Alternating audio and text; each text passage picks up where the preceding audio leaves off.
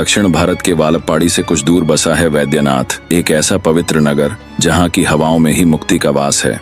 इसी महान स्थल पर जन्म हुआ था कणमपुल्ल नायनार का। वे असीमित धन दौलत के स्वामी थे, लेकिन उनका मन संसार की मोह माया में नहीं बल्कि भगवान शिव और माता धर्म संवर्धनी के चरणों में रमता था। उन्होंने अपने धन का एक ही सदुपयोग चुना, शिव के मंदिरों को दीपों के प्रकाश से भर देना।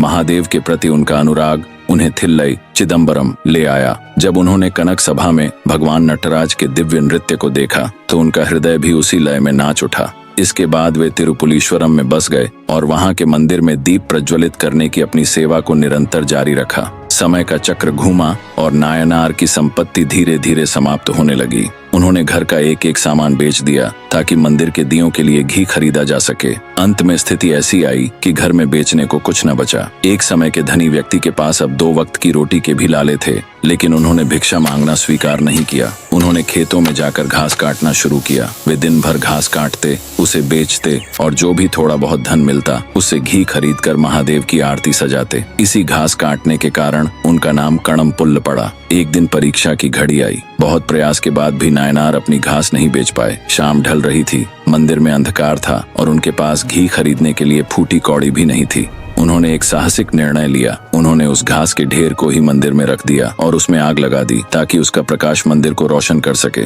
लेकिन घास तो पल भर में जलकर राख हो गई। दिया बुझने ही वाला था। तभी अपनी अटूट भक्ति के आवेश में उन्होंने वह किया जिसकी कल्पना भी कठिन है। उन्होंने अपने केश अग्नि के हवाले कर दिए ताकि वे दिए की लौ को जीवित रख सकें।